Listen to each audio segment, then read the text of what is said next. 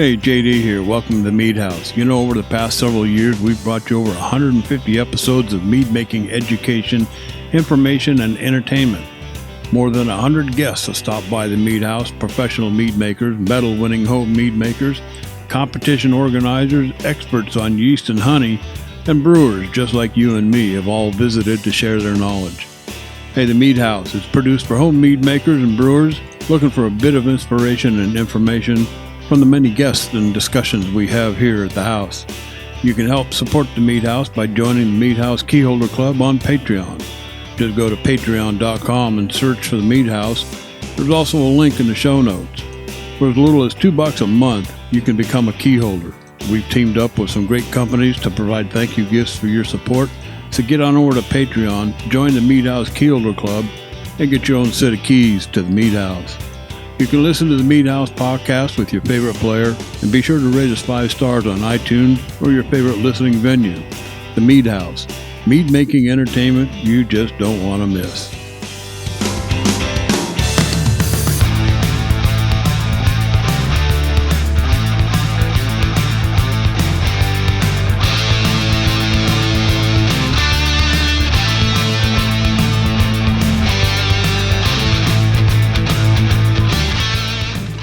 Hey, welcome to the Mead House, and thanks for listening to episode number 154. We've decided to keep the Mead House podcast rolling through this coronavirus deal, lock up, lock down, lock in, whatever you're doing, and not stick to our 6 and 2 schedule like usual. So you're going to get a few more episodes than normal. Hey, Jeff and Ryan are both seated at the bar. My name is JD Webb. You know, you can listen to the Mead House podcast on iTunes, Stitcher Radio, Spotify, iHeartRadio. Oh man, the list just goes on and on and on and on and on. They're all listed on the front page of the website.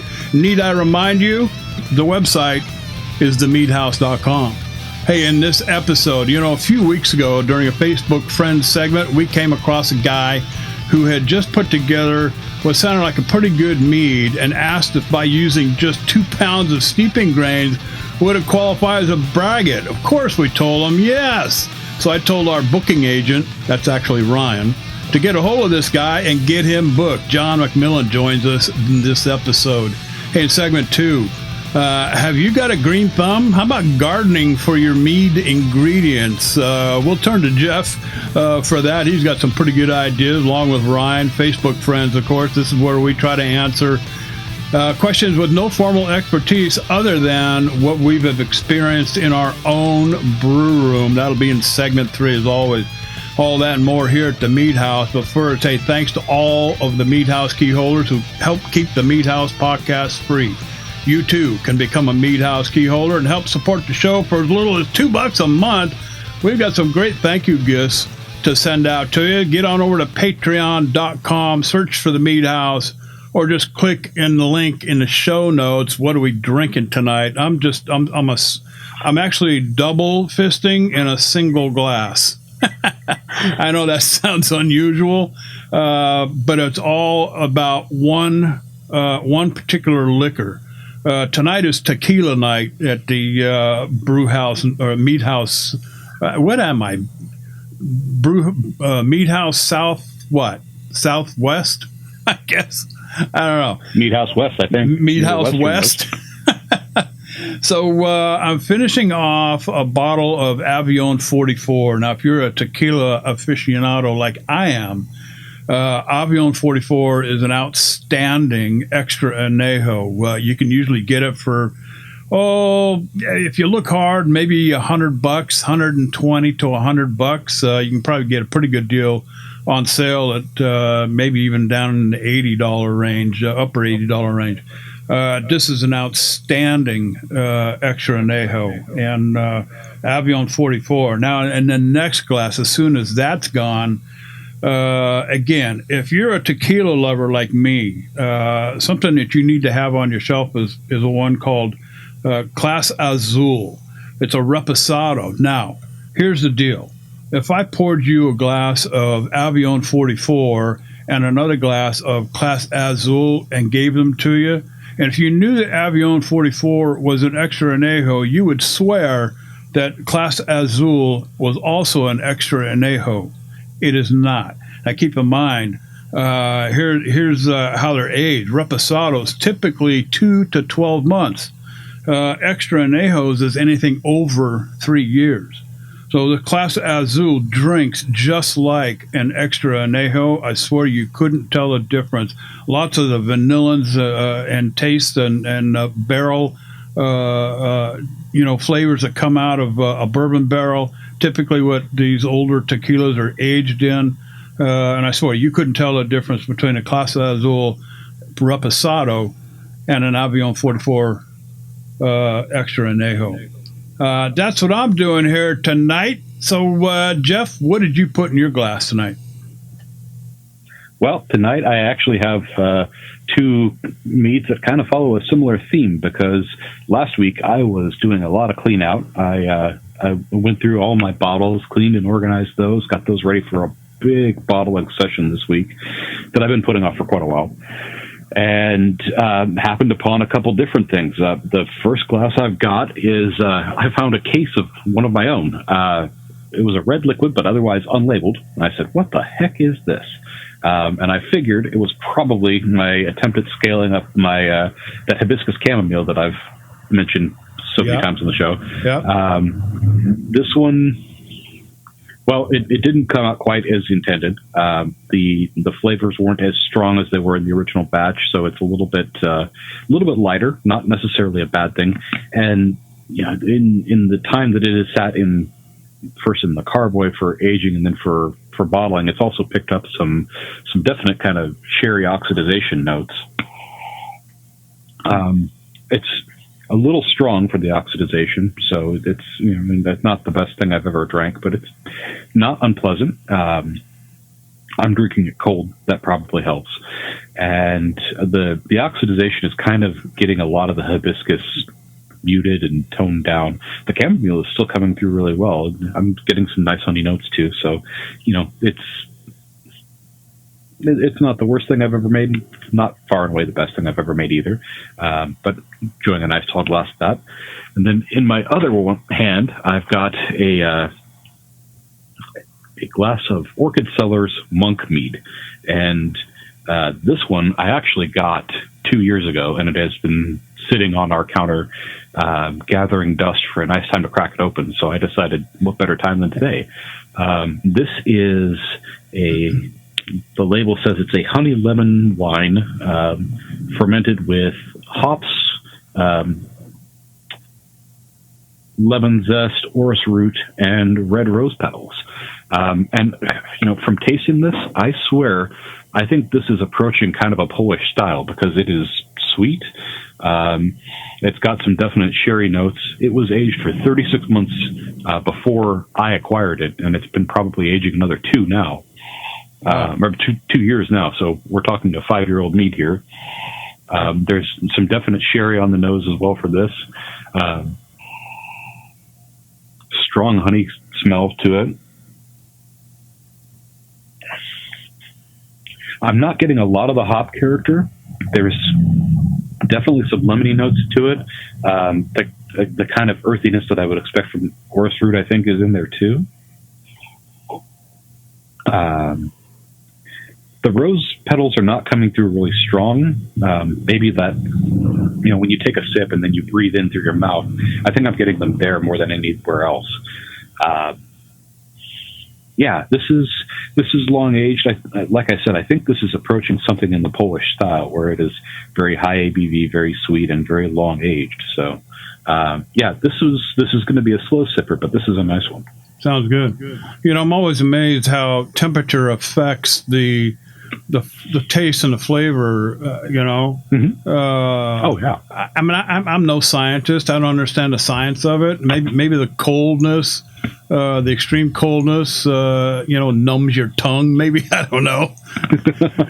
But I'm just amazed at I've done it here on the show, especially the last couple of a couple of offerings that Ryan sent me of his. I can't taste anything when they're ice cold out of the refrigerator. But when I let them sit here on my desk during the show, they warm up.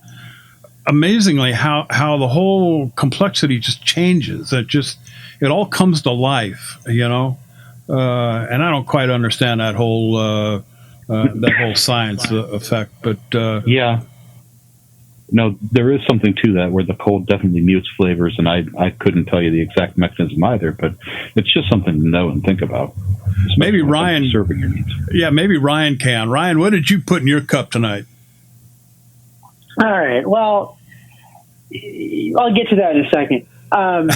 When this whole, social distancing, coronavirus, stay home type thing started happening, I noticed something kind of unexpected on the forums, on Facebook, on Reddit, on things like that.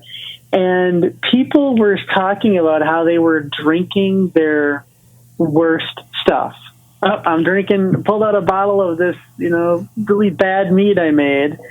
And they were talking about how they were drinking all their bad stuff. And I didn't get it. I'm thinking, if you're really a doomsdayer, if you really think it's, Armageddon, apocalypse, end of time here, why not drink all your best stuff? Why not drink all your best stuff first? And, what do you want to do? If the worst happens, you're going to leave the survivors or the archaeologists of the future all your great bottles? Yeah. I mean, what's the point of that? So I didn't really get it, why they're talking about drinking all their worst stuff. Well,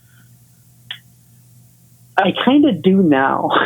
And I've had some time at home here, and time being the key word.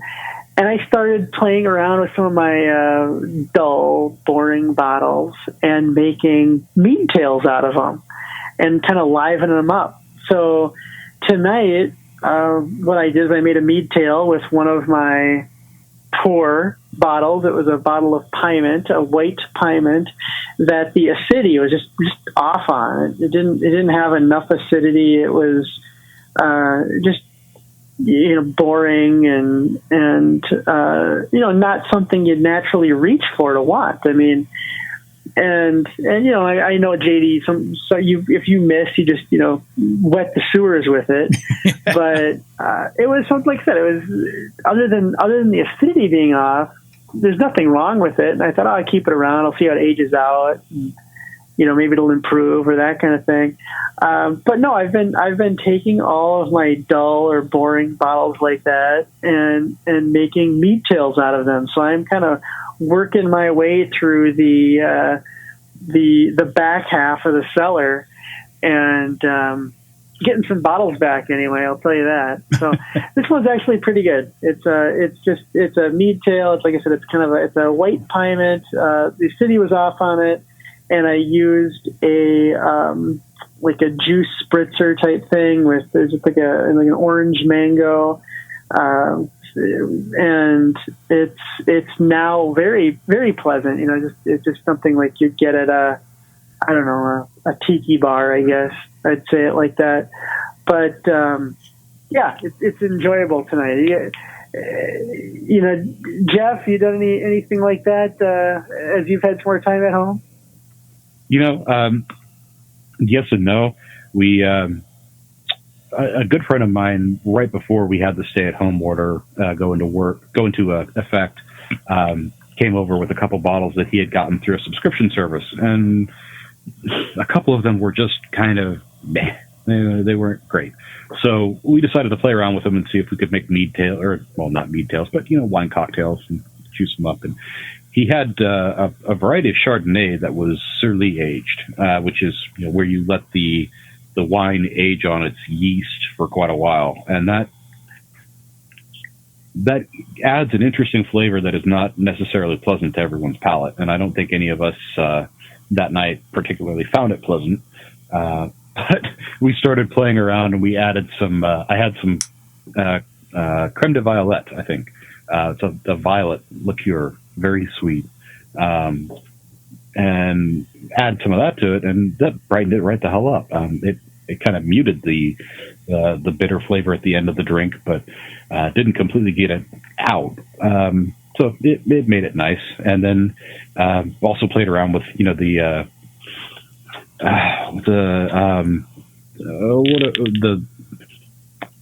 spritzer water. I'm blanking on the name now, but it comes in all those seltzer different, water. like, little, Seltzer there's water. a handful of different brands out there, LaCroix. Yeah. And Pellegrino. LaCroix is the one I was thinking of. Yeah. So, did some coconut water in one, and that was interesting. Or coconut flavored seltzer water, I should say. And, so that was interesting and fun. Yeah, excellent. All right. Well, as JD was saying at the top of the show, a couple of weeks ago, we came across a post about braggots, and that's a good way to get our attention. And I'll just read for you. It says, I made a decent braggot over a year ago, which was a standard stout recipe with honey. This year, I decided to change it up, and I call it a malted mead. I used specialty honey, removed the hops, and changed up the grains. I made a 3-gallon test batch with 10 pounds honey and 2 pounds steep specialty grains, similar to the end process of extract brewing. A bit harsh at first, but after a couple of months, it was delicious. All the best elements of a beer and a mead. Finished about 13.5%. Amazingly drinkable, but trouble's coming. Considering I only steeped 2 pounds of grain, and it was more for the flavoring than fermentable sugar, mead or braggot? Well, as JD said, we want to get a hold of John and talk to him about it. So joining us tonight is John McMillan from San Diego, California. He enjoys playing music and guitar and vocalist in several bands for the last 15 or so years. He keeps reptiles as pets and breeding projects and loves to brew in his free time. He's just a home brewer and says he'd probably consider himself a novice in that he's only been brewing for the last 3 or 4 years and just started producing stuff that he actually enjoys. Welcome to the show, John. Thanks for taking some time with us. And what's in your cup tonight, my friend? Thanks for having me, guys. I have a braggot that I actually brewed probably 2 or 3 months ago using buckwheat honey. Came out at about 10%. It's a little bit sweeter than I like it, but I dig it. And then, like somebody was saying, they're mixing seltzer water. I actually put, if I wanted something a little less sweet, I put a little sparkling water in it. It kind of gives it some bubbles and mellows out that sweetness, so just playing around with it. But that's what's in my cup tonight. Excellent. Well, braggots, we talk quite a bit about them on this show, and really liked hearing about your approach. We say that what determines a braggot is the harmonious marriage of malt and honey, and that is completely on the perception sense. We don't subscribe to the fermentables having to be at a certain percentage or whatnot, because it's all in the taste. It is what you perceive, and it sounds like you found a very interesting way, a very great way to kind of do that. You steeped in some grains and then mixed in your honey and did that. So, I guess a couple of questions. Why don't we go to the start? What got you interested in braggots? We're always curious. It's one of the underappreciated styles out there. I like beer. I enjoy beer. I did it earlier with the hops, as I mentioned in that post, and it was okay. It was a little bit bitter. My girlfriend wouldn't touch this stuff because it was too bitter. But so I was like, all right, well, let's see if I get rid of the hops, because I'm more like the malty beers anyway. I'm a huge fan of like Belgians and Bocks and stuff like that. So I was like, what if I just got rid of the hops and kind of added in some different specialty grains, and kind of toyed around with it with a recipe ideas, looked up different beers I liked and what they used, and then just went to my local homebrew store and was picking their brains for a little bit and came up with a recipe. That's great. So when you and how many so you're drinking a braggot. You talked about a braggot. Have you been making braggots for a little while, or is it still relatively new for you? Sorry, I spaced out. I'm actually drinking a Bochet. That's what I meant to say. I was thinking about, my head was in braggots. I'm drinking a Bochet right now. That last braggot I did, I've only done 2, and the last one was really good. But like I said, it was like 13.5, something like that percent, and it was rocket fuel because it was really drinkable. I probably wrote that post. That's why I was so enthusiastic. But no, it's something that I enjoy doing, and I intend to do more. So, Goose Island makes a specialty stout that's up around 13%.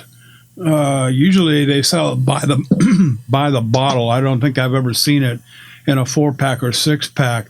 And it usually runs anywhere from 15 to sometimes $25 a bottle. And it's also 13.5%. Were you surprised by that level of ABV in your, let's just call it a stout braggot, I guess, huh? I guess. I mean, I kind of knew when I was brewing it roughly what I wanted to do. Mm-hmm. I wanted to have it still be a mead, but I wanted, I don't want to say I wanted it to drink like a beer, but I wanted it to have some of those aspects. But the problem is the way you're used to drinking beer, you can't drink a mead like that. And I did have the Goose Island Stout, and it was definitely worth the like $15 I paid for it, because that stuff is good. Yeah. But also rocket fuel. Yeah. You only want to drink one of those. Yeah, exactly.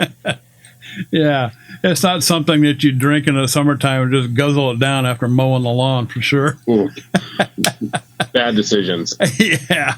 The stout braggot that you did put together, you said you used 2 pounds of specialty grains. Do you remember what you used? Yeah, so I wanted it to have kind of a softer mouthfeel, and I like the taste of like oatmeal stouts. So I used about a half a pound of oats.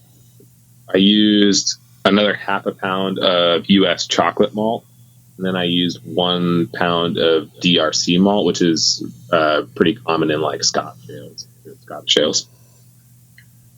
Very good. Excellent. And so you steep that, and then did you add your honey after this, or did you were you kind of mix up some honey and water and then heat that up and steep it? I probably added the honey after. I don't necessarily recall, because this was a while ago, but and since we've been on this whole quarantine thing, I've been brewing up a storm because I've got nothing but time. But yeah, I think I used, since I said I used specialty honey, I'm guessing I used my buckwheat honey, and that I would have probably would have Bochet'd it, honestly. I probably would have cooked it up a little bit before I threw it in, because I thought I was buying a Western varietal. Turns out I got an Eastern varietal, which that are really strong, like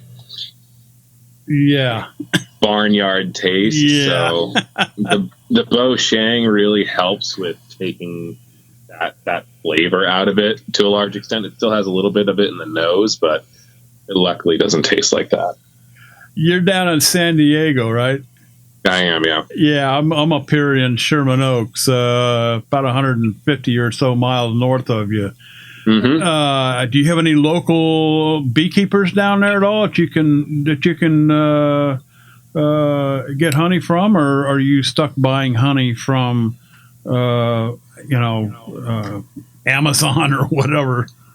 I bought this batch through a company out of Washington called Glory Bee, and it was pretty reasonable price, I think, for what I got. I got a huge thing of it, and like I said, it was pretty reasonable. But I know that we do have a lot of beekeepers, especially out in like the Temecula area. Yeah. That would probably be another good source. I definitely want to switch up the type of honey I get this time. Yeah. And then, so without the hops, and did you still found it pretty balanced, or not overly sweet? I know some of those malts can also give you some of the different type of bitterness, but a bitterness nonetheless. Yeah, for sure. I mean, I was definitely getting some of the bitterness from the hops that I was using. But it wasn't, like I said, it wasn't overpowering, and it wasn't like you knew there wasn't hops in there, but you could tell there was still something kind of giving it a bitter characteristic. So it was pretty well balanced. I was happy with it.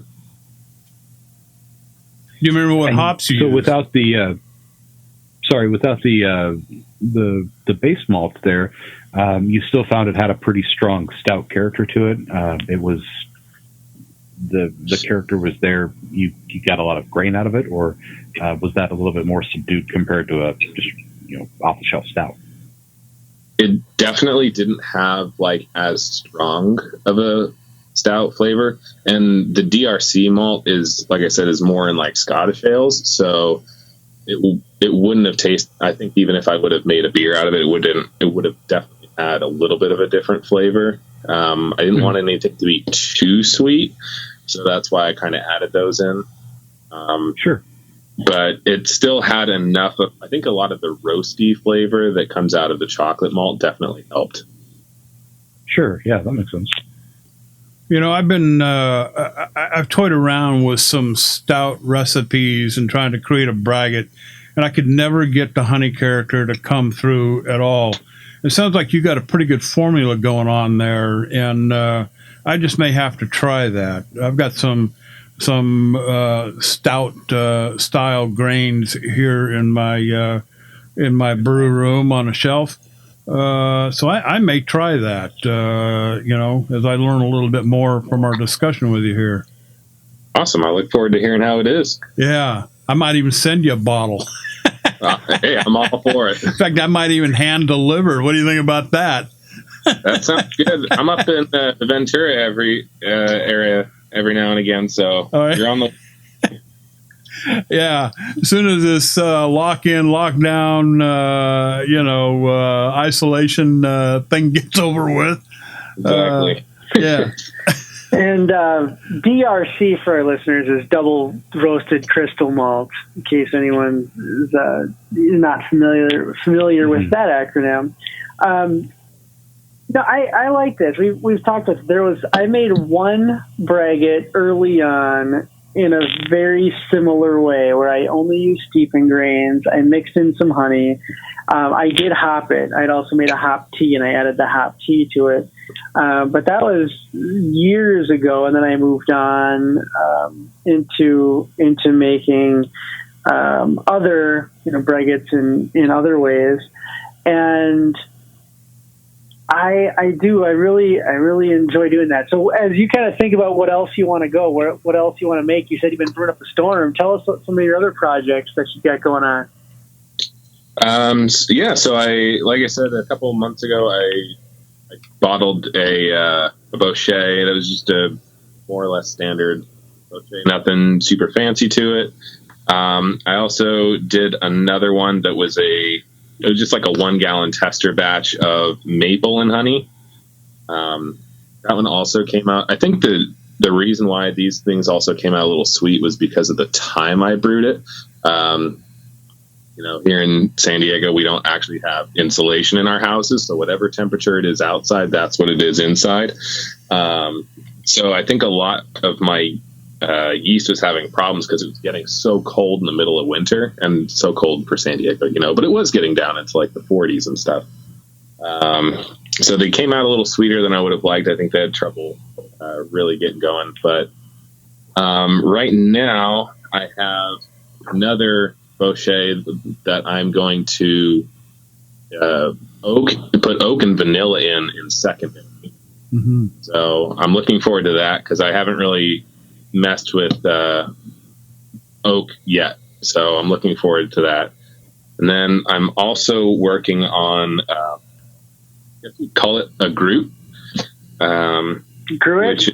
Yeah. So again, Nice.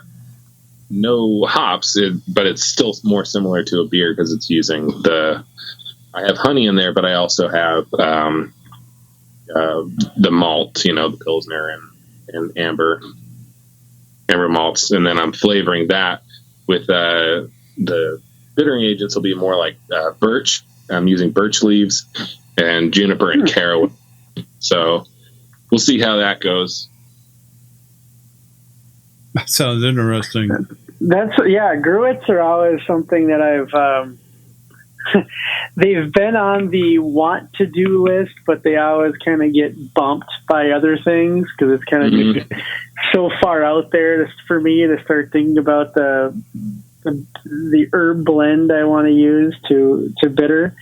But no, I want to hear an update on that. Please send us an update on how that one turns out. And maybe let us know what your girlfriend thinks of that too, because it sounds like she might be your level on how you're doing. Yeah. Tell us what your Bochet method. How do you find you like to caramelize the honey? I bought just a big 5-gallon or so pot off of Amazon and do it on my burner in my kitchen and watch that thing like a hawk. Because if you've ever made Bochet, that honey can sneak up on you quick. Like a bomb. Yep. Yeah. And it'll get everywhere. It's definitely one of those things where you have to be really patient and be really cautious if you don't have like a giant pot and you're outside. If you're brewing inside and you got kind of a normal sized pot. That's it. I just throw the honey in the pot, let it do its thing for about an hour. I was talking to a guy in our local home brewers association who probably makes hands down my favorite mead I've ever had in my life. And it's a Bochet. So I picked his brain numerous times, more times than he'd probably care to remember. But just kind of using his method. And then last time I used the Cali Ale yeast. This time I'm using the White Labs Abbey Ale yeast. Mm-hmm. So kind of give it a little different flavor profile, but it can also tolerate a little more alcohol. So hopefully it'll finish a little drier. There you go. Are you looking for a specific color when you do the Bochet, like a dark molasses, or I know some people like to just take it to kind of a medium orange? Do you have a target there? Or? Yeah, right now, like I said, this last Bochet, I finished up the rest of my wheat honey, which is like already a really dark honey. So it's funny because you can't really tell with the honey because it's already so dark. But you can tell by kind of, I don't know what you would call it, like the head almost, when you're boiling it. When it starts to boil, you notice it's a pretty light head, and then by the end, like the foam at the top is like slowly been getting a little bit darker. So I usually shoot more for like once it starts boiling, I'll do it for an hour. I don't want to boil it for too long because I've heard people have boiled it for so long that the fermentable sugars, they created a lot of unfermentable sugars, kind of ruin their Bochets. But again, I'm just toying around with it, and if I feel like it needs longer, I'll boil it a little longer. But usually about an hour does it. Yeah, you can. I always went by sugar. smell. I always went by the aroma, and when I kind of get that toasted marshmallow aroma coming off of it, that's usually where I wanted to be.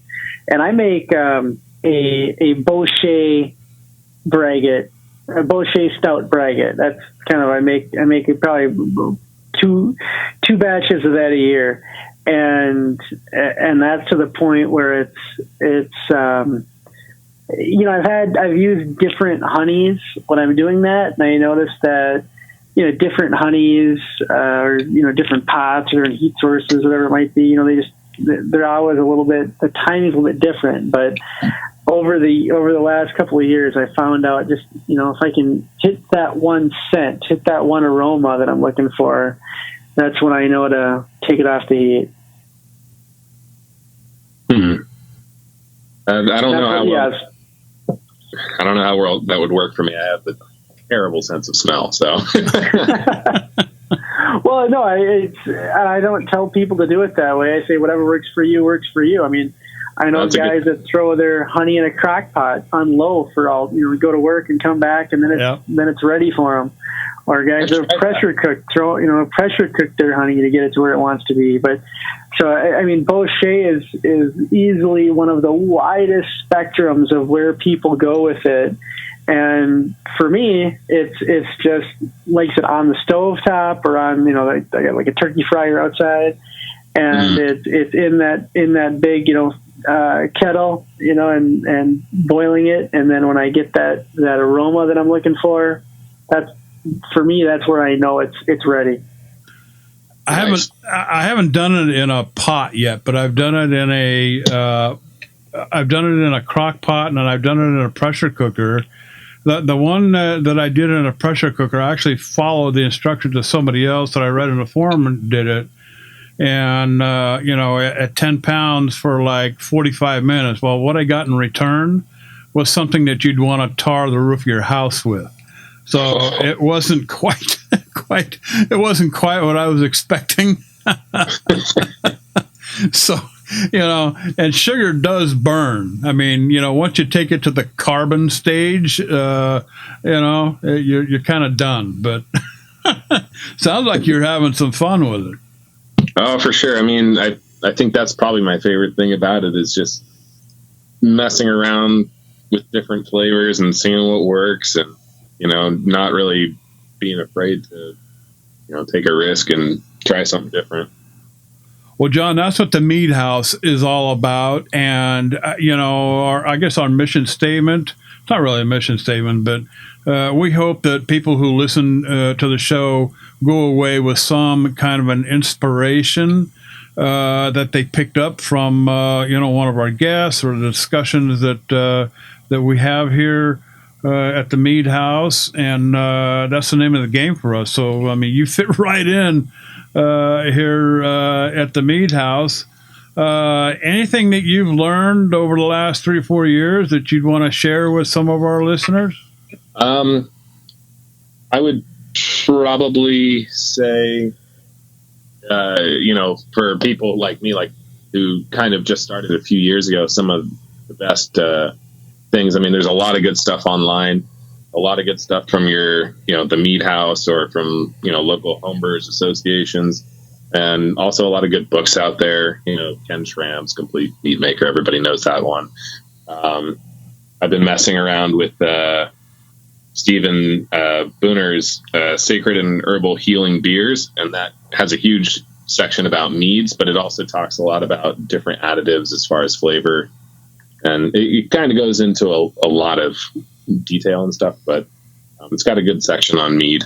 And guess just mess around with it, and if you're Bochet, be careful. Thanks. Well, John, thanks for joining us. We love hearing from what other home mead makers are doing. The creativity that they come up with, the ways of doing things are great. We love hearing about them. I know they inspire a large part of our listener base. Thanks for coming on the show. We want to hear an update from you. We want to hear how some of your other brews are going. I'm curious to hear how that Gruit turns out. And please keep in touch with us. Anything missing, Jeff? No, I don't believe so. Good stuff. John, thanks for coming aboard with us tonight at the Mead House. Hope to talk to you soon, my friend. Definitely. Thanks for having me, guys. All right, John. All right, have a good night. All right. John McMillan, we found this guy. He put up a Facebook post, as Brian mentioned earlier, asking the question basically to determine whether the brew that he put together using specialty grains well, it actually turned out to be a braggot. Of course, we told him, yes, of course it is. So good stuff. It sounds like he's having a lot of fun with what he's doing. More power to him. And like I said, Ryan, this is, we really haven't put a mission statement together. Maybe we should. I don't know. But it sounds like he's been inspired by somebody. Hopefully it's, from some of the discussions we've had here at the Mead House. But this is what we'd like others to take away from the show. If you were inspired by what John was talking about during this segment, we hope that you put something together good. Absolutely. All right. In the second segment, first let's do an Iron-B update. We like to put these out there every week here on the show. So Jeff and Ryan, any 411 on the Iron-B? Iron-B is still on as scheduled. It's people can still register. People can still sign up. We do have some spots left, but the Iron-B is going as scheduled. The shipping dates are as planned. The judging will take place as scheduled, and we're getting some. People enjoy what we're doing this year. They enjoy making their braggots, and this the secret ingredient this year. Some people they're starting to play with that and saying how much they enjoy, how much they. I don't want to say struggle, but I want to say let's say play with. So people are having a good time with that. This is just it's the most fun you can have at a meat competition. So. If you're still interested in getting involved, jump on in, and still plenty of time to do that. And yeah, we're looking forward to. We still don't have a date on the award ceremony and the party, but that will come, and as soon as we are all through with our current coronavirus situation. Any updates, Jeff? No, we still have a number of spots getting filled up, still sending out ingredients to everybody. And as Ryan said, we're going to nail down those dates as soon as we are able to plan. We'll try to give you guys as much notice. I know there's plenty of people that are planning on coming in from out of town.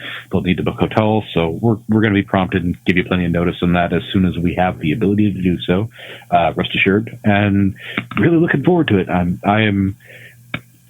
I may just not be privy to them, but I think this year's secret ingredient is not quite causing the consternation that Finn and Greek caused last year, but I could be wrong. And it seems like a lot of people are having fun playing with it. Good stuff.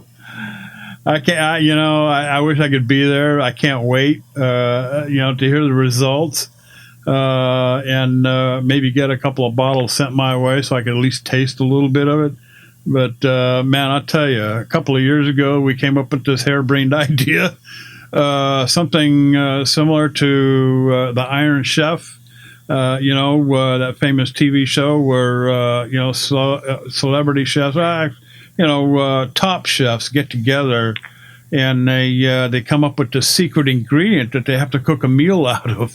I always like watching that show because they came up with some really wild stuff. And I don't know, it was a couple of years ago, 2-3 years ago now, I guess, when we first started talking about this and, came up with the idea, let's do a Iron-B, a secret ingredient mead. And I tell you, 2019 Iron-B, what a kick in the pants, guys. If we're lucky enough to have the after party and that whole judging thing take place where people can actually be there physically, you're going to have a blast. I'm telling you. Some amazing stuff came out of this Iron-B competition last year, Ryan. Well, and I think we are definitely capturing the same spirit as the TV show. If people are, they're surprised with this, they have to think a little bit off the cuff, and they have to come up with some creative ideas to, flavor combinations and make that work. So it's a lot of fun. I look forward to this. Go ahead, Ryan. Yeah. I mean, the event is very fun, but the making the meats and seeing what you can come up with. Absolutely. That is very exciting. It's very, fun and challenging and pushing yourself and that kind of thing. The party is also, I think, where you were getting at, JD, where all of these wonderful mead makers from across the country are coming, home mead makers, commercial mead makers, etc., and bringing their stuff to try. Yeah. And you get just the sampling that takes place in that room, and the swapping of stories is, one of the premier mead events of the year, anywhere in the world. Well, it's these home mead makers that are probably setting the pace for some of these professional meaderies out there. I can't help but think every pro started out as a home mead maker. There you go. And I think maybe there's some professional mead makers out there that are actually taking some inspiration from some of the things that they hear on our show, other shows, things that other mead makers, home mead makers are doing out there, and taking them into places that they've never been before. So with that, I don't know how big your green thumb is. Mine used to be pretty big. I had years ago, lived on a little spread out in northern Colorado. And our first year on the place, we put in this garden. And I jumped up on the tractor, borrowed a single bottom plow from my cousin, and we plowed up what I thought was a small garden. But when I got done, I kind of stood up on the seat of the tractor and kind of gazed over what I had accomplished. I had more than a quarter of an acre plowed up. And we planted the whole damn thing. So I bet we ate off that one garden for probably 2 years.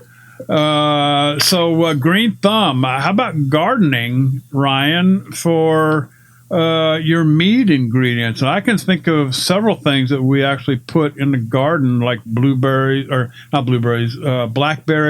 We had some raspberries. We planted several rows of strawberries.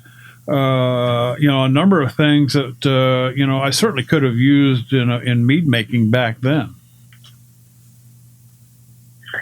Yeah, I think it's great. There's a lot of people.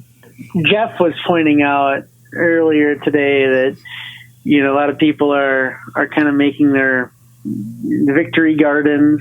I think or things like that to grow some of their own food where they can and be a little more self-sufficient. They can. I always enjoy gardening. I've lived in condos. I've lived in houses. Now the Mead House North has a rather large backyard right now, and so I've done everything from potted gardens to kind of like you're talking, big in-ground gardens, not quite quarter acre, but pretty big nonetheless. And yeah, there's a lot you can grow to get into that. And I don't want to cover everything, because you could grow peppers and you could grow berries, and if you had the right kind of a setup, you could probably put your own hive somewhere and create the floral, the varietal that you wanted. If you planted all celery, if you wanted a celery blossom mead, I suppose. So I guess there's a lot you can do, but I just wanted to key in on a couple of points. I wanted to key in on what is maybe most interesting, and then maybe what's easiest. Because if you don't have a green thumb, there's still some things that you can grow that are going to make fantastic meads. And then also thinking about maybe the availability, So let's start with rhubarb. Okay. Rhubarb is extremely easy to grow. I mean, if you do nothing, it will just come up every year and it'll be fine on its own. There's nothing you need to do to rhubarb. I mean, if you tried to do something to rhubarb plant, you probably heard it. Yeah. So, rhubarb is very easy. Rhubarbs can make great meads, and, rhubarb isn't always the easiest vegetable or fruit or whatever, however it's, culinary classified or botanically classified. It's not the easiest thing to find in supermarkets. I mean, maybe you can find them at farmers markets here and there, that kind of thing, but it's not the easiest thing to find. So, you got to grow it. I mean, I guarantee anybody who's making a rhubarb pie is probably pulling the rhubarb out of their garden. They're not going to the supermarket and buying a package of rhubarb. Yeah, if they're finding it, it's seasonal. Yeah. So rhubarb is a great one that I think you can grow, and I think that if you also wanted to do, say everybody event at some point in every mead maker's career, they get the idea for a watermelon mead. And you might as well just grow your own watermelon. I mean, you go to the store, I mean, you could be spending $10-$20 or something on a watermelon. A couple of them. I don't mean one. Or enough watermelon. Yeah, right. But I mean, a couple of watermelons, that kind of thing. Sure, they're pretty well in abundance, late in the year, but they can get expensive. Watermelons, again, extremely easy to grow. You just need space. One of the most amazing meads that I had a while back, I think it's been a couple of years. In fact, it might have even come from Melavino. Was this cucumber mead that had I think there were peppers in it, if I recall. A really refreshing mead. Even if you left the peppers out. I mean, I love cucumbers. I like drinking cucumber water. Just taking a glass of ice water and slicing up some cucumbers in it. That's another possibility too. I mean, what a refreshing mead for sure. Even if you carbonated it. Served it during summertime. Oh man. Yeah. So the last one I'll say, and I kind of teased this out earlier in saying that I've lived in condos, and I mean I've lived on multiple floors up in a condo, I don't know, 8th, 10th floor or something like that, and just had a little tiny balcony basically, and it had a kind of a potted garden. Like JD, JD lives in an apartment house now, and so doesn't have a yard. He's got a deck. I think he tries to put the turkey fryer on the deck time to time, but no acreage to speak of. So the last one is if you want some of these if you got a small area, herbs.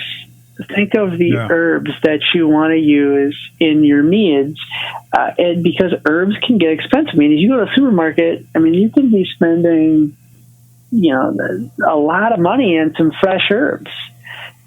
Fresh basil, fresh, mint, fresh, sage, whatever. I mean, that's some money right there anyway in the first place. But secondly, you can grow the things that aren't typically available. I mean, mint, I forget what we talked about last year. There were how many different types of mint out there, and I know we talked about this because of the MVP challenge. All of these different types of mint, but you go to the supermarket and they might have a package of fresh mint that just says mint on it. Yeah. Okay, what kind of mint is that? So you can grow all the different kinds of mint you want, all the different kinds of basil you want, all the different kinds of all these unique, crazy variety of herbs that you might want to use in a mead. Whether it's fresh or you want to dry them yourself. Herbs are pretty easy to dry. And so, I'd say do that too. If you've got a really small space, do an herb garden, do a potted herb garden, and figure out what you want to do, that could work into your mead making and probably your cooking as well. Jeff, what do you think about some of this? I think you're right on the money. And if you guys remember from the after party at MVP, our friend Susan Rude had a really awesome mead that she made with some chocolate mint that she grew out of her own garden. Yeah. yeah, it was a really nice. I've had a number of mint-based meads where it just kind of comes out like mouthwash because the mint is so overpowering. But the balance was there. The mintiness of that chocolate mint I don't think was as strong as like a spearmint or a peppermint, for example. But yeah, definitely. I think herbs are definitely something that is both easy to grow, it's accessible, and you have a ton of different options there. I mean, yeah. So let me preface this with my own statement that I'm a really enthusiastic gardener. I'm just not very good at it. I tend to kill more plants than I successfully harvest. I've had some success with peppers, with tomatoes. I've got a number of herbs that I've gotten, but anything beyond that, man, I just seem to kill it. No matter how much I try or how many good intentions I put into it. That said, there are still a number of options that are both easy to grow, really hardy, and even somebody like me can't kill them. And herbs, I think, are kind of the widest palette. You even if you have a small plant, a little tends to go a long way. And to my way of thinking, there's a few different categories we could talk about here. We talked about gruits just a little while ago. You can get some of the herbs that are good for bittering there. There's mugwort, there's horehound, wormwood is another one. Any of those, they are basically functionally weeds that you're just cultivating. And they're going to grow like weeds. So, if you've got a good container for them, if you've got a good spot for them, and they've got water and sunshine, they're going to grow, and you're going to get a good, successful harvest. I have planted wormwood, I think 2 years ago, and the one harvest that I got off of it, with as little wormwood as you need to bitter anything, I think I'm going to be set for life, honestly. I've got a gallon size bag of dried leaves, and I'm probably using maybe a quarter ounce of it at a time if I'm using it at all, because it is just that strong. Now my current little garden in the backyard has a horehound plant that I have functionally ignored for 2 years, and it's coming back like gangbusters, man. It could take over that thing if I didn't trim it back. Then, once we get out of that, there are also some great flavor herbs. I like a lot of there are just a ton of herbs like lemony flavor. They've got lemongrass, lemon balm, which is in that mint family and grows like mint, which will take over anything. There's a ton of those kind of the lemony flavored herbs, which are also nice to have on your patio because they keep mosquitoes away. Or if you're using them right, or you can make tinctures and things like that. It's a really nice kind of added bonus to that. There are also things like chamomile, which grows really well. And obviously I'm drinking a mead with chamomile in it tonight. You have things like sweet woodruff or sweet meadowsweet is another one. There's sweetgrass, which is literally in a lot of northern climates, it's literally a weed that grows along the side of the road. But we've used that to make a tincture that we just put in tap water for social gatherings. A few drops of that adds a nice kind of sweet little something to it that it's really refreshing. So, yeah, herbs alone are a great thing. Another thing to think about, like you guys have touched on before, are berries. Berries tend to fruit pretty quickly. You don't have to have it in the ground for 7 to 10 years like an apple tree you might have to do. To my way of thinking, there are two berry species that I have found are damn near unkillable, and that's strawberries, which will fruit in the first year, yep, and mulberries. We had a mulberry tree on our fence line when we moved in. Now we've got 3 in that fence line area, and then probably another half dozen of them around the property. Once that thing gets established, you're going to be rolling in mulberries. Yeah, I remember when I was on the ranch, the two plants that I didn't have to do much about, in fact, we only planted one time, was tomatoes and strawberries. When the season was over, I would take the tiller and till under the tomato plants with whatever tomatoes were left on. I never had to plant another tomato bush again.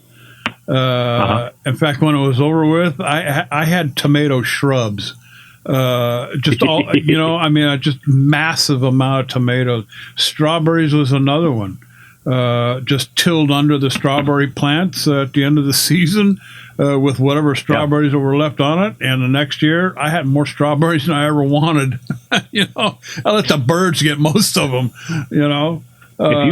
If you plant strawberries in a bed, they're going to take over that bed. Oh yeah. There are maybe mint could compete with strawberries, but I don't know about many other species that are that hardy and have that much of a desire to spread and grow. They're put out runners. Incredible. So yeah, strawberries put out runners, and yes, it doesn't take long. Like Jeff says, I mean, you can cover an entire bed with strawberries, nothing flat. Year after year after year. And they will fruit the first year. A lot of berries will fruit in small amounts the first year. Yeah, but those are, I think, valid options if you're looking to start growing something. Strawberries are also something you can grow in containers, like Ryan mentioned. My wife had a kind of a big planter box in our first apartment together out on the balcony that just had probably 3 strawberry plants, and the yield wasn't huge, but it was nice enough for some strawberry shortcake or something like that a few times during the summer. So, definitely an option. The other thing I'd consider, and one thing I've been looking into a little bit myself lately, is we are living in an age where there are high tech options available to us too. Yeah. You can look into things like hydroponics or grow lights and things like that. Heck, my Home Depot carries grow lights now, which is kind of incredible. I have a little. It's probably like maybe 1.5 feet tall, little orange tree that I'm looking at setting up with some grow lights and a little, an auto waterer here that, I can put it out on the deck for the summer, but once it starts getting a little bit cold, it's just not gonna be a thing. And then another thing that I'm really keen on are like small citrus fruits. You can get dwarf lemon trees that'll grow fine in a house with a little bit of assistance from like a grow light. They even cultivate some in bush types. So they, with enough sunlight or the assistance of a grow light, that's totally an achievable inside plant. And lemons go a long way. If you're putting, if you're making a lemon mead, the zest of 5 lemons is maybe all you need to get a good lemon flavor. Those are my thoughts. Along the hydroponics line, we're kind of chatting this up, pre-show this afternoon. And, when you're stuck at home with this lock up, lock down, lock in, isolationist, lifestyle that we're now leading, you do a lot of YouTube watching. And I found, when you go to YouTube, sometimes these random videos just pop up on the screen, And I caught one today that was actually on hydroponics, and that's probably what prompted me, when we got to talking this afternoon about our segment 2 show notes. I watched this one video. Dude, this is so simple. I mean, you can do this at home in an apartment where you have no access to any kind of gardening, ground. I mean, you don't need soil. You don't need to go to Home Depot and buy, 75 pounds of potting soil. I watched this guy. This was just an hour-long deal. Might have not even been that long, but this guy was building this hydroponics out of a tub, just a tub that had a lid on it, with some PVC pipe. Everything you need you can get from Home Depot or most hardware stores. And he put this little hydroponics garden that would be perfect for doing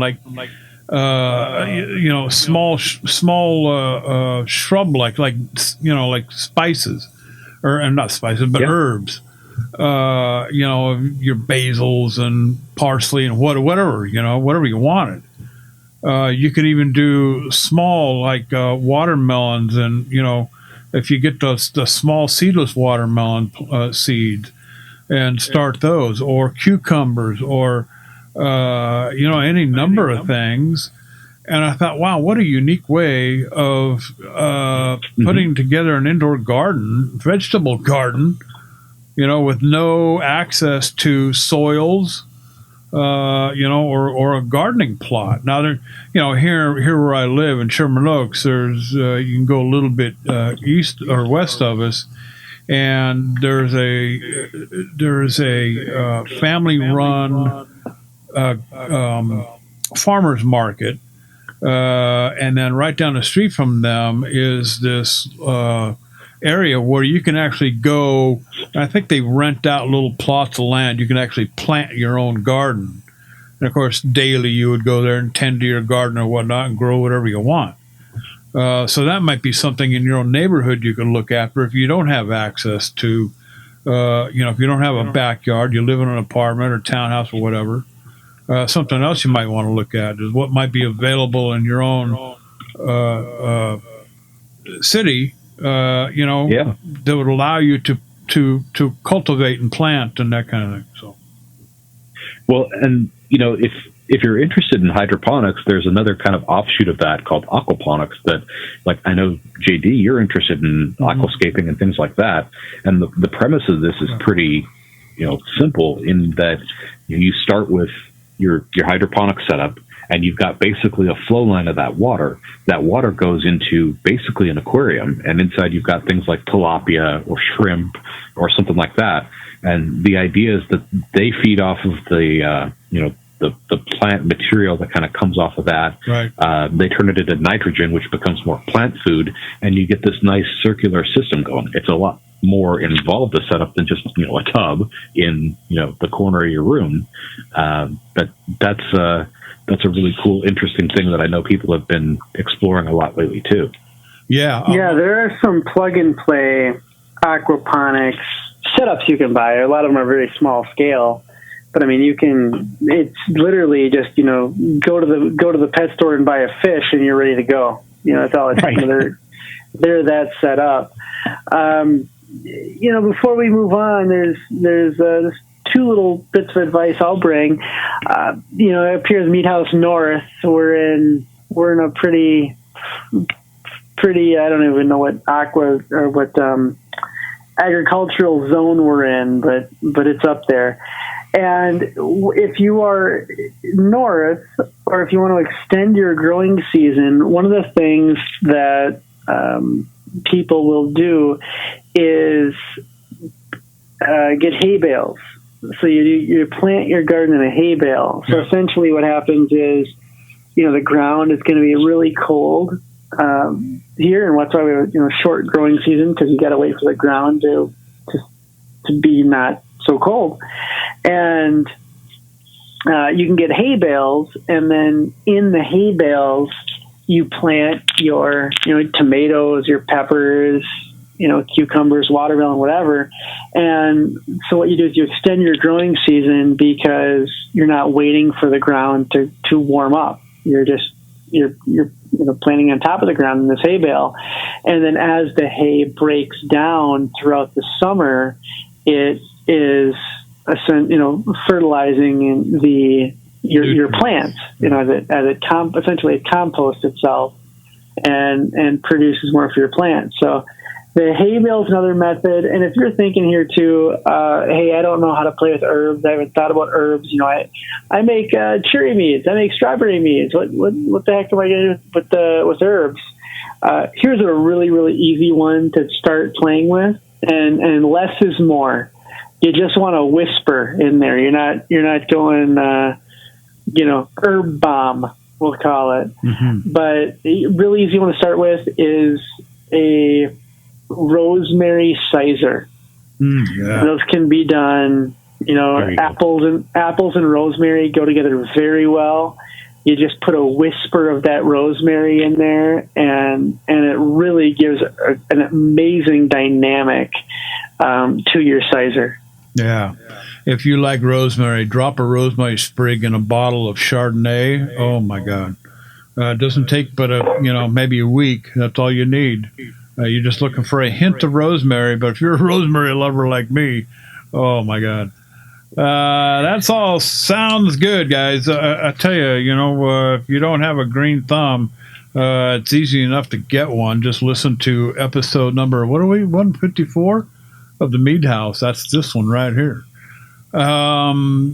Facebook friends, guys, this is where we try to answer questions with no formal expertise other than what we've been able to do in our own brew house based on our own experience. And we've got a ton of them here tonight. So let's get moving on to some of them. Jeff, this one might be from you from Reddit, talking about a varietal honey. Is using varietal honey more important in the fermentation or back sweetening or both? Or is that one from... Let me pull that one up here. Let's see. That was one that I put on, but I'll read it and we'll let Jeff answer it. Yeah, go ahead. It comes from our friends at Reddit, and it says, is using varietal honey more important in the fermentation or back sweetening? So, I mean, ultimately, I think it depends on how much of that honey character you are looking for, and whether it's that sweetness that you're looking for, or some of the other flavor characteristics that are coming from it. I have said more than once, I think it's a completely valid cheat to use a more basic generic honey for the bulk of your fermentation and back sweeten with a varietal honey. You're not going to get the depth of flavor you would if you put 10 pounds of raspberry blossom honey in and then back sweeten with a little bit more raspberry honey versus using 10 pounds of clover and then back sweeten with a little bit of raspberry honey. But you will get that raspberry character out of there, and it will be in a very true sense to what you're tasting when you taste that raspberry blossom honey. That said, I think there are some honeys, like avocado honey is really malty and really interesting, and I'd like to bulk that up and use as much of it as I can when it comes to making a mead. So to some extent, I think it depends on the variety. It also probably depends on budget, because some of these varietals are not cheap. Tupelo is very, very sweet and also very, very expensive.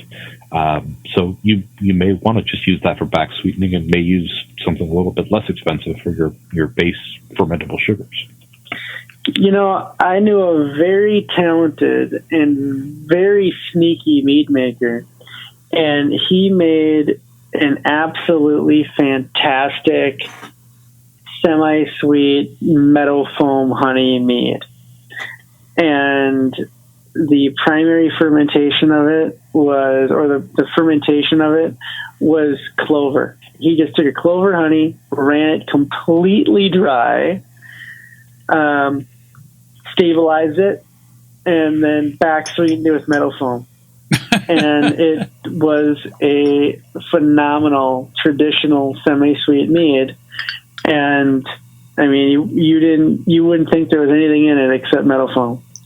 That's one way to conserve your meadow foam. This is true. And at the risk of angering the ASPCA, I think, as we've said so many times, there's lots of ways to skin this cat. Yeah. I like the next one, Ryan. Is a mead considered a mellow if you back sweeten with fruit? I don't know. Is it? I don't see why not. I mean, a fruit-flavored mead is a mellow, isn't it? Like I said, if we're talking about a competition, and a lot of competitions have been postponed or canceled, so let's just say the next competition. Mm-hmm. If you entered a mead in the next competition and you said it was a cherry mead, the only thing they're going to judge that on is how it tastes. And if you have a traditional mead that you ran dry, or maybe you left kind of, pretty close to dry or something, and then you back sweetened it with cherry juice and it tastes like cherries, it's going to play. I mean, they're not, the judges aren't going to ask you for your method. And there's probably not a judge out there that's going to say, "Oh, this was only back sweetened with cherry juice. There was no juice in the fermentation, or cherries in the fermentation." I don't know a judge that can tell you that, if depending on the method that you do it. So if we're talking about competition, it is all about how it presents. Does it present as having the characteristics of the fruit? If we are talking more on a philosophical basis here, and we're not talking about competitions per se, from a philosophical basis, I go the same way I talk about Beverly Braggots and say, look, it's what you're looking for here is a harmonious marriage of fruit and honey. And the way that I determine that is, how does it come across? How does it taste? I mean, anybody that's made a country wine or even a grape wine that runs it all the way dry, you can end up with something that is pretty undynamic, very, very hard to tell exactly what it was made from. I mean, I've had Sizers before, fermented with a lot of apple juice that have gotten so dry that when people give them to me, I mean, you'd almost think you're drinking a white wine. Like, oh, is this Sauvignon Blanc? What is this? I don't know. It doesn't present like a Sizer because there's no sweetness in it, and I don't know what fruit you made it with, or with any fruit. Well, so I go that way. I go, how does it taste? What does it taste like? Whatever it tastes like, that's what it is. It looks like a duck. It waddles like a duck. It swims like a duck. Call it whatever you want, but it's a duck. Yeah, almost one of those, if a tree falls in a forest, does it make a sound type of thing. I got a question for Jeff, though, on this. And our resident mead judge, BJCP certified, when does it, let me put it to you this way. Does it matter when the fruit goes into the batch when you're making a melomel? I mean, does it have to go in during fermentation, or can it go in? Does anything in the BJCP guidelines say it must go in during fermentation? It must be fermented, No. And this is a long-standing and still, as far as I know, running argument as to which is better, going into primary, going into secondary, going into bottling. There are so many different ideas and iterations and things that people have tried.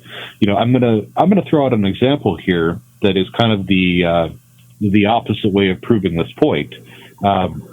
Early on in our broadcast history, our old friend Mississippi threw out an idea that, or a cheat of his, that to add body to a traditional, you take a half of an overripe banana and you throw that into primary. Does that make this a melomel? Yeah. Because I say no. Even though there's fruit in it, that fruit is just there to add body. You're not going to taste any banana. Yeah. At the end of the day, if you put that mead in front of a judge and say, hey, this is a banana mead, they're going to laugh at you. There's no banana in this. I don't taste it banana. This is terrible banana mead. But if you tell them it's a traditional, they're going to say, hey, that's a nice body on that mead. I like that traditional. Yeah. I think in the same fashion, if you back sweeten with fruit and you have a definite fruit flavor, I think that's a melomel. Is it going to be a different fruit character than if you put that in primary and let most of the fruit sugars get fermented out? Yeah.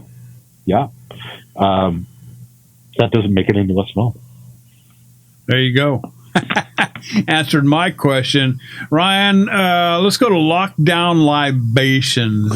This is, well, I'll let you deal with this one. Looking for a low gravity mead recipe that he can keg and carbonate to drink in a few weeks. That's right up your alley.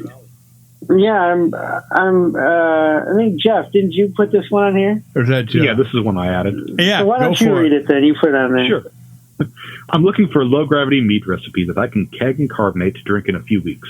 For years, I loved brewing beer, but with life But life with a toddler doesn't include time for 10-gallon all-grain batches. I also keep bees and have wondered about mead making for several years. This seems like the perfect time to get started. I have plenty of honey, some dry ale yeast, some yeast nutrients. After some planning, it looks like I can add 2 quarts of honey to 5 gallons of water and get about 5.5% ABV. How quickly can I ferment that into something delicious? What can I do to help make my first batch a winner? Yeah, you're a beer brewer, so I think you've got some good brewing knowledge. Quarts is it's a tough conversion for me outside my head because I'm used to doing in pounds, like how many pounds of honey. But, I'll take his word for it. If he's used Brewer's Friend or some sort of calculator and figured out that those quarts are going to give him two quarts. 5.5. 2 quarts is about 6 pounds. Probably a little more than 6 pounds. Let's say 6 to 8, because I think a gallon has 12 pounds in it generally, at least from the beekeepers that I've bought from around here. But so there you go, Ryan. Yeah, 6 to 8 pounds. 6 to 8 pounds, sure, is no problem. I mean, you're still whether it's 6, whether it's 8, you're still gonna be session strength, or in that craft beer range. So no problem there. I mean, basically, at that, you don't need to worry about the staggered nutrient additions. I mean, you should still degas a little bit, do that, but you're not. It's going to ferment pretty quick, depending the dry ale yeast you have. Assuming you build a starter up, if it's not fresh, or if it is fresh, it'll go over just fine. It'll run all the way dry on you if you're doing that. So might end up with kind of a very light-bodied drink that can be very good. I mean, we all enjoyed Ricky the Mead Maker's Valkyrie's Choice, which is a session strength dry traditional. So it's got some great flavors. It's carbonated.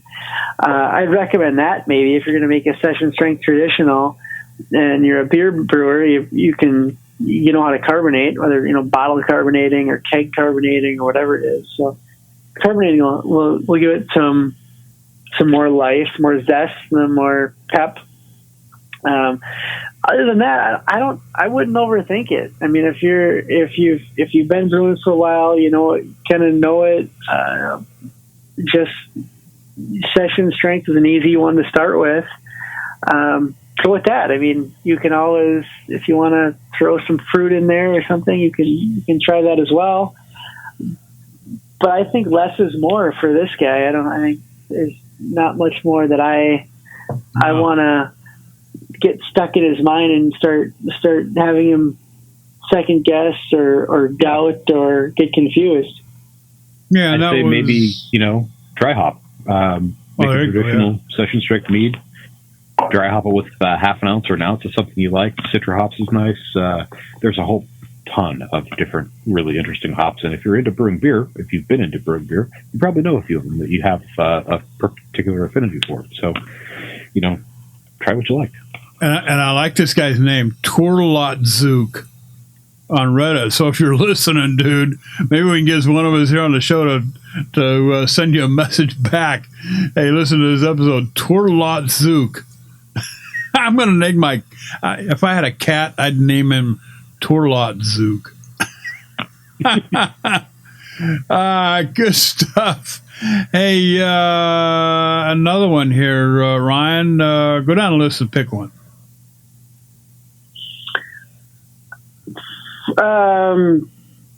Well, let's see here. What should we take? Before the lockdown, this is another one Jeff did, but I think it's a good one. Before the lockdown, I bought some supplies to get another 2 batches going to celebrate with when it's all over. I have enough normal honey for 1 batch, but I also mistakenly bought honey syrup for the second batch, the honey syrup is about 1/5 honey, and the rest is glucose fructose syrup. I may well use it all, but just to be sure, but I just want to make sure the syrup-based one in the best possible way. The two which I would make are a Bosché spiced with chai tea, and one that is 2/3 honey, 1/3 date syrup, and spiced cinnamon. Also, is it better to back sweeten with date syrup or add for the full fermentation? I want a deep, dark, and rich mead.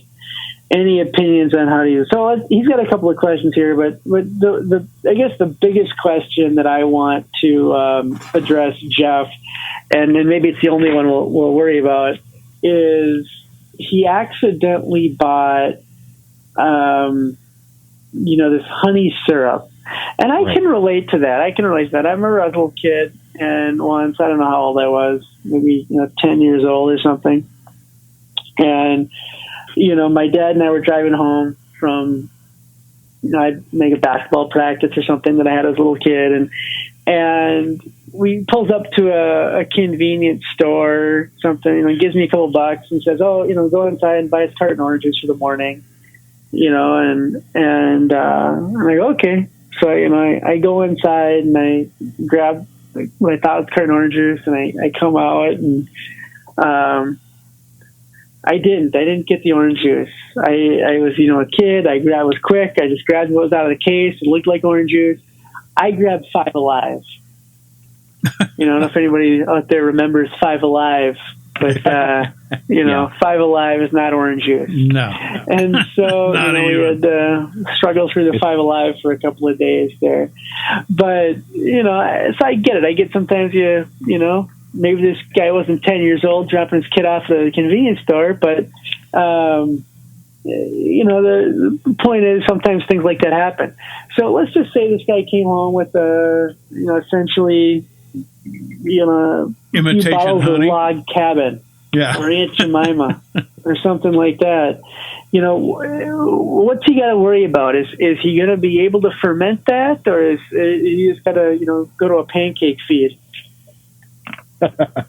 So the main thing you need to worry about when you're using any kind of a base sugar, let's call it table sugar or fructose corn syrup or things like that, is that you can get a little bit of a weird off flavor from that refined sugar, and usually that presents as either like a winey flavor or kind of a cidery flavor. It's not honey, and it's not beer. It's kind of a simple sugar byproduct. So, in his case, I'd say, let's use that for this, the date sugar one. And I would plan on using the date sugar as a late addition, or that back sweetening idea, and maybe late addition, so that you preserve some of that date flavor. Because dates are a nice, strong flavor. I think that would be a good way to kind of mask some of the potential byproducts or weird off flavors that would come with that. And you'd still get a lot of that date flavor preserved that way. So he's got the date syrup, but I'm not sure if the date syrup was exactly what he was referring to in that first one. He said it was something like... it was like a 1/5, 1 part honey, 4 parts like high fructose corn syrup or syrup or something like that. So I'm saying he should use the date syrup to hide that flavor. I see. And then stick with the honey for the Bosché, because honestly, if you try to Bosché, high fructose corn syrup, you're going to end up with like a bad caramel, I think. I don't think you're going to get the same kind of a character you're looking for with the Bosché honey. So I would Bosché the honey, and I would do the honey syrup for your date sugar. Sounds good to me. There you go. And I tell you what, we're going to leave it right there here, this episode. Lots to talk about, and like I said at the top of the show, we're going to stick with you through thick and thin all through this coronavirus lock in, lock down, lock up, whatever you're doing, stay at home, isolation, whatever it is, we're going to stick right with you. And we're just going to keep on trucking through this whole thing and ignore our 6 and 2 schedule. But hey, thanks for listening and for hanging out with us in this episode. Special thanks to John McMillan down in San Diego for stopping by. Dude, I'll tell you what, you just keep on doing those braggots, and I'll be hooking up with you, and we'll compare notes for sure. But hey, thanks for stopping by. And hey, don't forget, let us know what you're brewing. We might even give you a call like we did John McMillan. Email us, info@themeathouse.com, or just send us a message on Facebook or Twitter, or both at the same time, both at the Mead House. So in the meantime, as usual, happy mead making. That's it for this episode. Ryan, you know the drill. Flip the lights off. Jeff, slam that door shut. Hey, we'll be back in a week with episode number 155. I can't believe 155 episodes, guys. Wow. Of the Mead House. Hey, we're gone.